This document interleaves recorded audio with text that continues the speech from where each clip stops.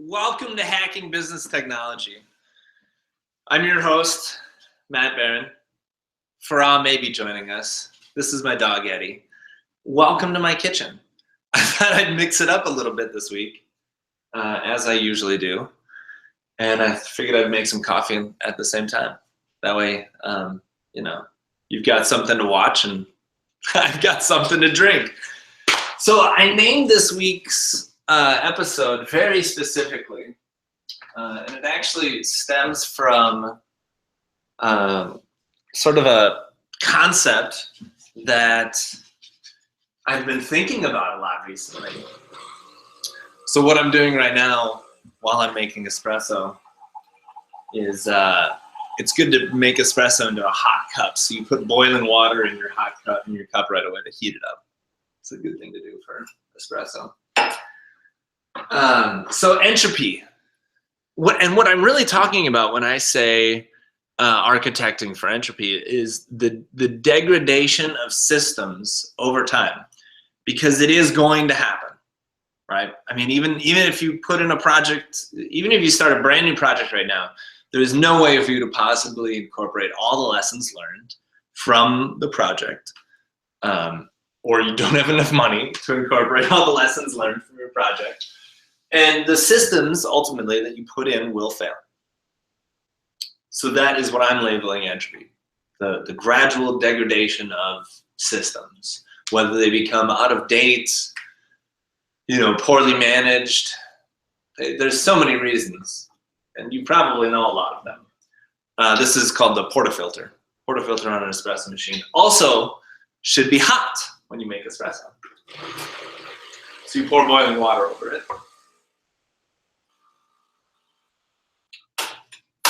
Get the water out.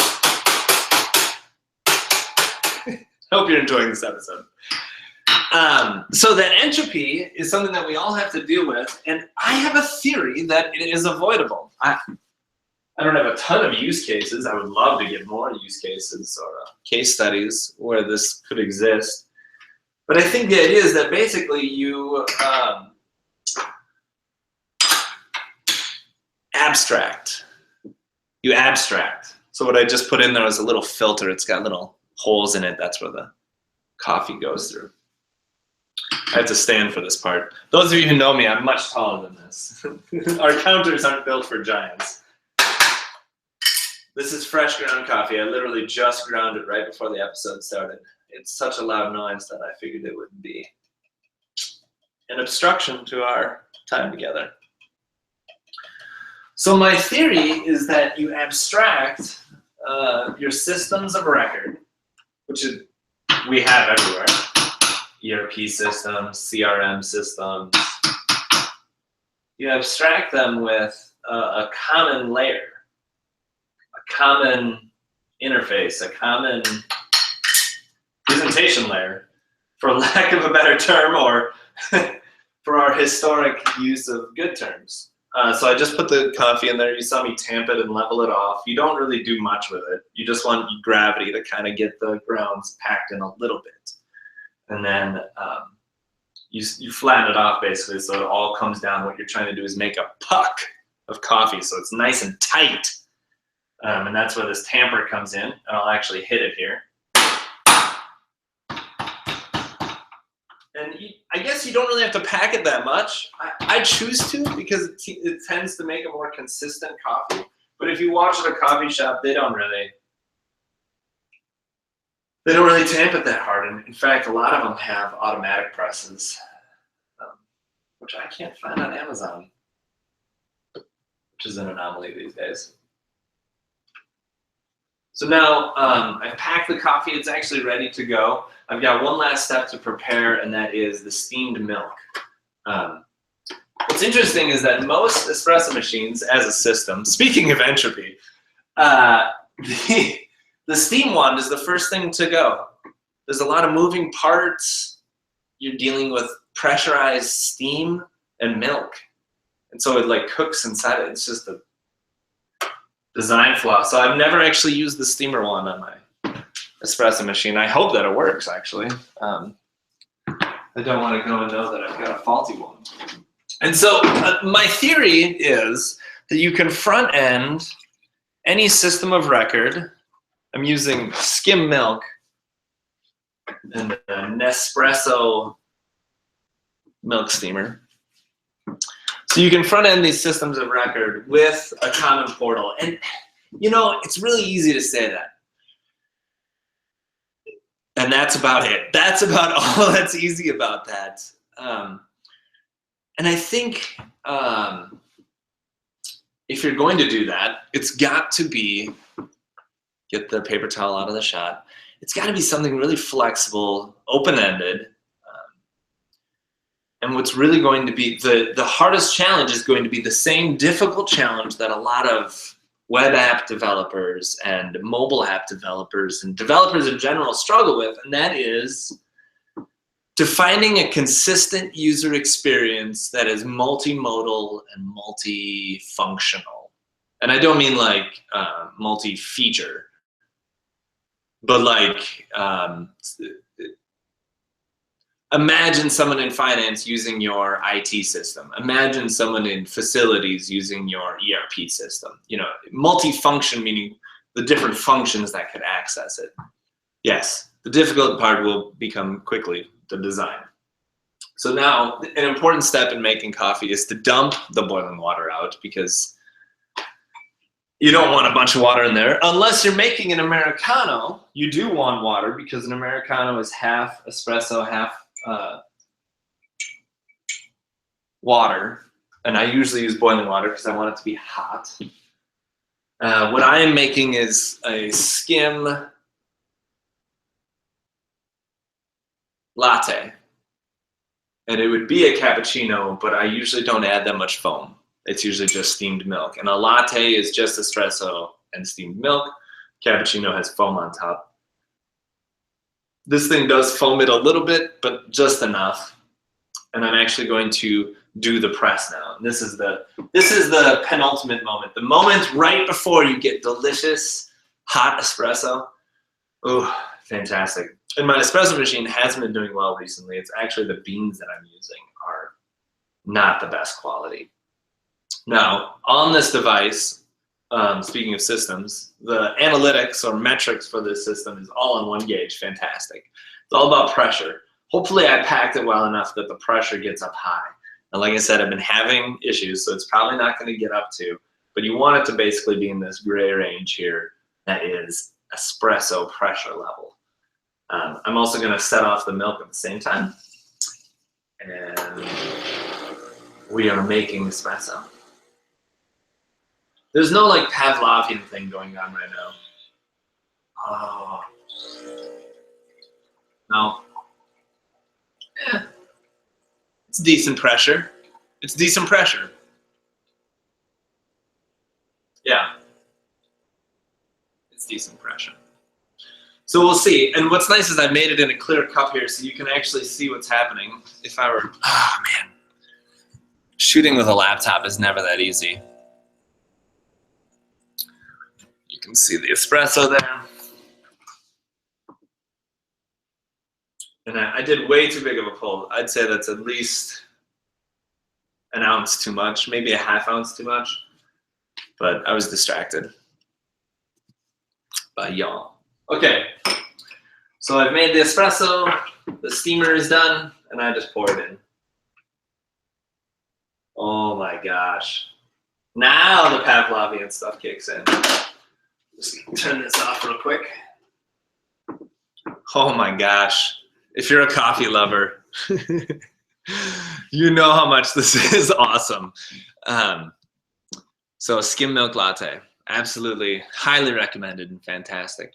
So these systems of engagements that you're building, these portals to build, they need to be open. They need to be, they need to have tons of integration potential.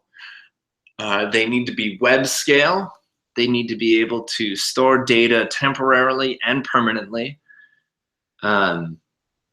Just the integrations, the amount of integrations you need to be compatible with. I mean, you'd want to have old stuff, you'd want to have new stuff, and it'd have to be flexible enough that you could add new integration types as they become more prevalent in our industry.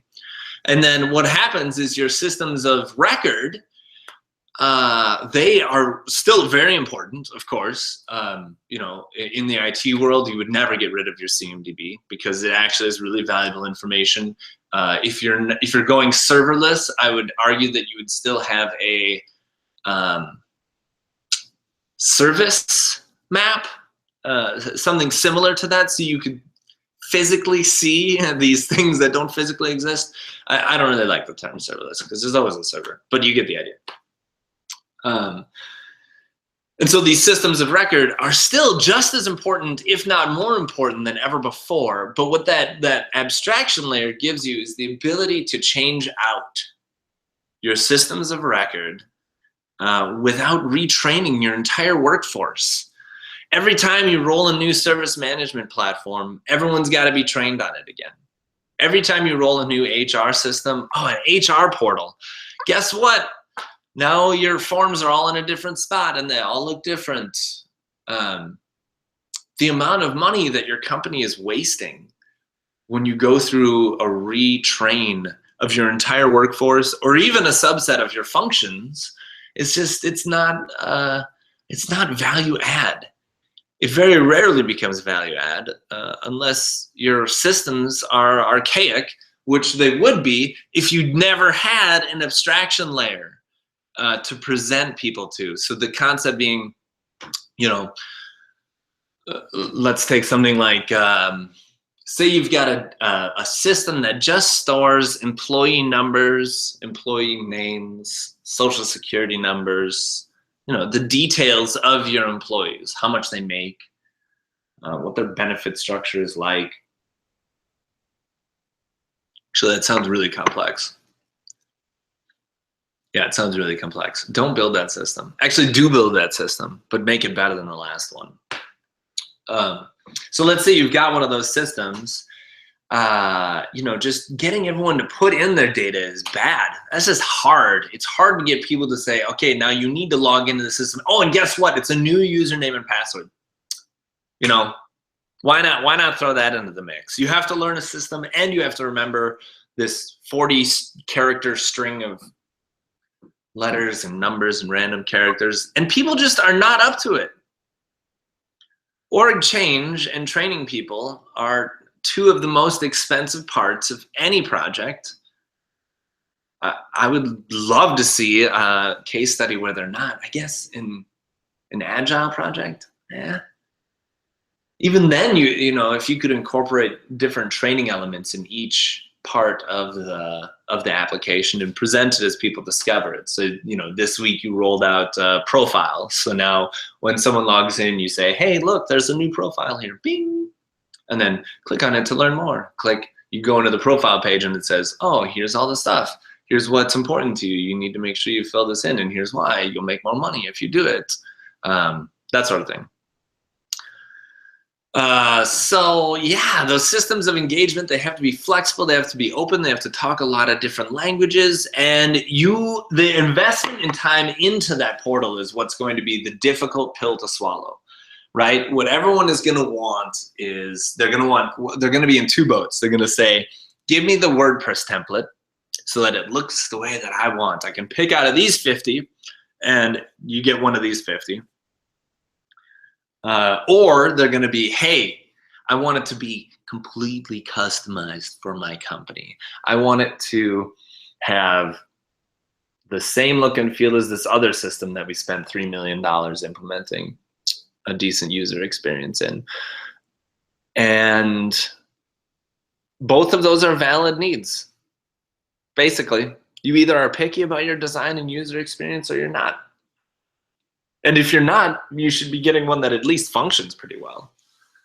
So yeah, this entire episode is basically a diatribe or a soapbox of me saying we need to separate our systems of record and our systems of engagement.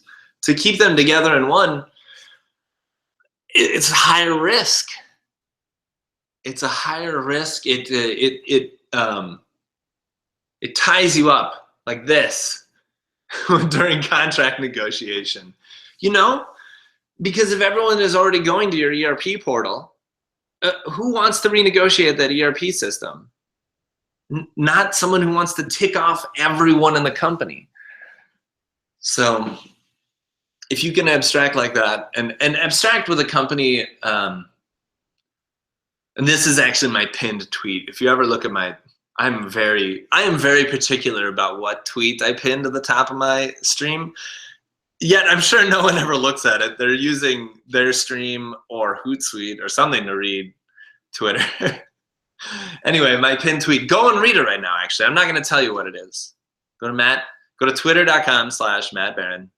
I'm just kidding. It says, it basically says you should agree with the philosophies of the people who manufacture your software. You should agree with the philosophy of the manufacturer of your software. And you already know why. I don't even have to explain it. Because everything that they do, everything that they embody, everything that that company embraces, you are embracing as well. Yeah. So, embrace coffee, separate your systems, buy from companies you agree with, and whose values match your own. I think that actually is just the secret to being in IT. I have given away the secret to being in IT. I've just saved you countless hours studying frameworks and systems. But I am going to wrap the episode there. This has been Hacking Business Technology. I'm your host, Matt Baron. We'll see you next week.